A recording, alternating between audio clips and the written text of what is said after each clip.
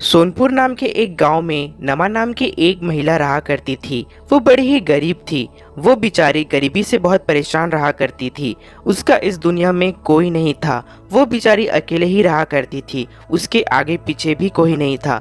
उसके पास खाने को भी कुछ नहीं रहा करता था। वो आसपास से कुछ भी मांग कर खा लिया करती थी। हे भगवान, ये आप कैसे परीक्षा ले रहे हो? मेरे पास खाने को कुछ भी नहीं है। अब मैं खाने को कहाँ से लाऊंगी? मगर मुझे कुछ न कुछ तो करना ही होगा, वरना मैं भूखे ही मर जाऊंगी। नमा घर में खाने को ढूंढ रही होती है, मगर उसे कुछ नहीं मिलता है और वो बड़ी परेशान हो जाती है। घर में तो खाने को कुछ भी नहीं है। एक काम करती हूँ, रमेश भैया से कुछ और राशन उधार ले लेती हूँ। अभी के लिए तो कुछ न कुछ खाने को मिल ही जाएगा। तभी नमा पास में ही रमेश के किराने की दुकान में जाती है और वहाँ पहुँचती है। फिर रमेश उसे देख बोलता है, अरे नमा, तुम आज यहाँ कैसे आना हुआ? मुझसे कुछ काम था क्या? हाँ रमेश भैया, दरअसल मैं आपसे कुछ राशन उधार लेने को आई हूँ। क्या? इस बार फिर से मैं तुम्हें राशन उधार में नहीं दूंगा, क्योंकि तुमने पहले के उधार के पैसे अभी तक नहीं दिए हैं मुझे। देखिए रमेश भैया, मैं जानती हूँ मैंने पहले भी उधार लिया है, मगर मैं क्या करूँ, मेरे पास खाने को कुछ भी नहीं है। हाँ तो मैं क्या करूँ? मैं हर समय तुम्हें उधार नहीं दे सकता, और पहले तुम मेरी उधार वापस करो, तभी तुम्हें बाद में कुछ और दे सकता हूँ। भैया थोड़ी सी मदद कर दो, मैं फिर वापस कभी नहीं आऊंगी, पक्का। नहीं नहीं नहीं, मैं तुम्हारी बिल्कुल भी मदद नहीं कर सकता हूँ। तुम कहीं और जाकर मांग लो। तभी नमा निराश होकर वहाँ से चली जाती है और एक पेड़ के नीचे आकर सोच रही होती है, अब मैं क्या करूँ? रमेश भैया ने तो मेरी मदद करने से मना ही कर दिया और किसी और से मैं मदद भी नहीं मांग सकती हूँ। उनके अलावा और दूसरा कोई मुझे उधार भी नहीं देगा। अब मैं क्या करूँ? नमा बेचारी परेशान होकर सोच रही होती है। तभी वो सोचती है, अरे एक काम करती हूँ, आज मैं किसी के घर से कुछ मांग कर देखती हूँ, क्या पता मुझे वहाँ से कुछ न कुछ तो मिल ही जाएगा। फिर नमा पास ही के एक घर में जाती है और वहाँ आवाज देने लगती है। तभी वो आवाज सुन एक महिला घर से बाहर आती है। अरे क्या हुआ? तुम कौन हो? जी मेरा नाम नमा है और मैं आपके पास कुछ मदद के लिए आई हूँ। क्या आप मेरी मदद करोगी? क्या मदद चाहिए? मैंने आज सुबह से कुछ भी नहीं खाया है और मैं सुबह से बहुत भूखी हूँ। क्या आप मुझे थोड़ी सी खाना दे सकते हैं? खाना? मैं तुम्हें खाना कहाँ से ला के दूंगी? अरे जाओ जाओ, यहाँ कुछ नहीं है खाने को।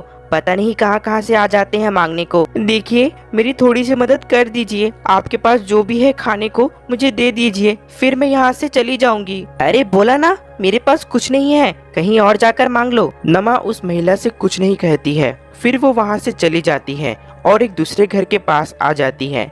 तभी वो वहाँ आवाज देती है तो वहाँ से एक बुजुर्ग महिला निकलती है और नमा से पूछती है, अरे बेटा क्या हुआ? तुम इतनी परेशान क्यों हो? माँ जी मैं सुबह से बहुत भूखी हूँ, मैंने अभी तक कुछ भी नहीं खाया है और सबसे मदद मांगी मगर किसी ने मेरा मदद नहीं किया। आप थोड़ी सी मेरी मदद कर दोगे? अरे बस इतनी सी बात? बिल्कुल मैं तुम्हारी मदद करूँगी, तुम रुको, मैं अभी तुम्हारे लिए कुछ खाने को लाती हूँ। जी माँ जी।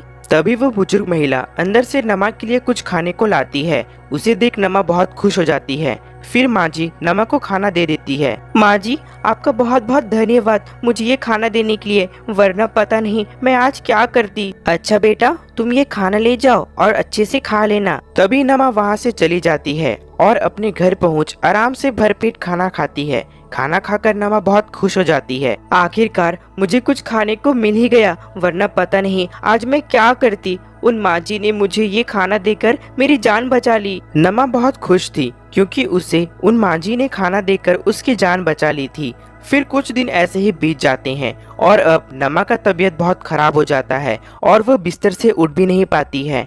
बिना कुछ खाए पिए उसकी मौत हो जाती है और अब नमा एक चुड़ैल बन जाती है। अरे नहीं नहीं नहीं, ये क्या हो गया? मैं चुड़ैल कैसे बन गई? नहीं ये मेरे साथ बहुत गलत हुआ। मैं ऐसे ही मर नहीं सकती। मुझे अब बहुत जोरों की भूख लगने लगी है, मुझे अब खाना चाहिए, खाना चाहिए। नमा अब चुड़ैल बन चुकी होती है और वो भूख की वजह से मर जाती है। अब वो भूख के मारे पागल हो रही होती है और वो खाने की तलाश में निकल जाती है। तभी वो वही रमेश की दुकान में पहुंच जाती है। तभी रमेश उसे चुड़ैल को देख बहुत डर जाता है। अरे बाप रे, ये चुड़ैल कहाँ से आ गई? मर गया रे, मुझे कोई बचाओ, मैंने कुछ नहीं किया है। रमेश चल जल्दी से मुझे कुछ खाने को दे, वरना आज तुझे मैं मार कर ही खा जाऊंगी। तुम मुझे कैसे जानती हो? मैंने तुम्हारे क्या बिगाड़ा है? लगता है तुमने मुझे पहचाना नहीं, वही नमा हूँ मैं जिसे तूने खाना देने को मना कर दिया था। अरे बाप रे, नमा एक चुड़ैल बन चुकी है। मुझे माफ करना, मैंने तुम्हारे साथ बहुत गलत किया। मुझे जाने दो। मुझे कुछ खाने को दे दो, वरना मैं तुम्हें ही मार डालूंगी। तभी रमेश डर जाता है और वो चुड़ैल को खाने को दे देता है। ये तुमने अच्छा किया कि मुझे खाने को कुछ दे दिया, वरना आज ही मैं तुझे कच्चा चबाकर खा जाती। तभी वो चुड़ैल वहाँ से चली जाती है और घूमते घूमते उसी महिला के घर आ जाती है और वो उसे आवाज देती है। तभी वही महिला आवाज सुनकर बाहर आती है और उस चुड़ैल को देख वो बहुत डर जाती है। हे भगवान, ये चुड़ैल कहाँ से आ गई? मर गई रे, बचाओ कोई। अरे मुझसे डर क्यों रही है? मैं तो वही हूँ जो उस दिन तेरे पास आई थी और तूने मुझे कुछ खाने को नहीं दिया था। आज मैं फिर से आई हूँ। अरे बाप रे, ये चुड़ैल तो वही औरत है। मुझे कुछ मत करना, मैं अभी तुझे कुछ खाने को दे देती हूँ। अरे नहीं नहीं नहीं, तू जैसे भिखारी से मुझे कुछ खाने को नहीं चाहिए। अगर तू उस दिन मुझे कुछ खाने को दे देती तो आज मैं ये चुड़ैल नहीं बनती, मगर मैं तुझे कुछ नहीं करूँगी। तू जैसे भिखारी को तो मैं जाने देती हूँ। तभी वो चुड़ैल वहाँ से चली जाती है और वो वही बुजुर्ग महिला के पास आ जाती है और उसे आवाज देती है। तभी वो घर से बाहर आती है तो वो उस चुड़ैल को देख बहुत डर जाती है। अरे बाप रे, ये चुड़ैल मेरे घर कहाँ से आ गई? मरे, मुझे कुछ मत करना। माँ जी आप डरिए मत, मैं आपको कुछ नहीं करूँगी। मैं वही नमा हूँ जिसका आपने उस दिन मदद किया था, उस दिन मुझे खाने दे दिया था। अरे नमा, तुम ये चुड़ैल कैसे बन गई हो? तुम्हारे साथ ये क्या हुआ? माँ जी दरअसल कुछ दिन पहले मेरा बहुत तबीयत खराब हो गया था और मुझे कुछ खाने को नहीं मिला, उसी वजह से मैं मर गई और मैं एक चुड़ैल बन गई। अरे ये तो तुम्हारे साथ बहुत बुरा हुआ, ऐसा नहीं होना चाहिए था। अच्छा माँ जी, मैं अब चलती हूँ। तभी वो चुड़ैल वहाँ से चली जाती है और अब वो गांव वाले उस चुड़ैल से बड़े परेशान हो जाते हैं क्योंकि वो अब उनके पास जाकर परेशान करने लगती है। इस वजह से सभी अब उस चुड़ैल को भगाने का योजना बनाते हैं।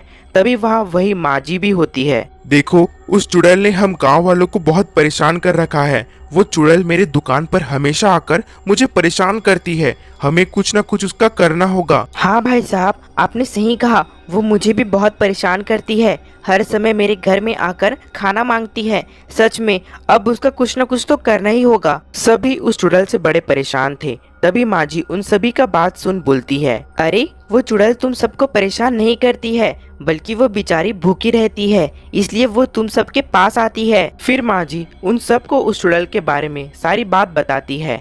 ये सब सुन सभी चौंक जाते हैं। फिर वे सभी उस चुड़ैल के मुक्ति के लिए एक पूजा करवाने का सोचते हैं। फिर अगले दिन एक बाबा से उस चुड़ैल के लिए पूजा करवाते हैं। तभी वहाँ वही चुड़ैल आ जाती है। माँ जी आपका बहुत बहुत धन्यवाद, आपने मेरी मुक्ति के लिए पूजा करवाया। अब मैं इस चुड़ैल के रूप से मुक्त हो जाऊंगी। अब चुड़ैल उस रूप से मुक्त हो जाती है और अब गांव वाले उस चुड़ैल से बिना डरे आराम से रहने लगते हैं। आपको हमारी यह कहानी कैसी लगी कमेंट कर जरूर बताएं और ऐसी ही मज़ेदार कहानी देखने के लिए हमारे YouTube channel dream Hindi Toons को सब्सक्राइब करें, लाइक करें और शेयर करें। मिलते हैं आपको अगली कहानी के साथ, तब तक के लिए धन्यवाद।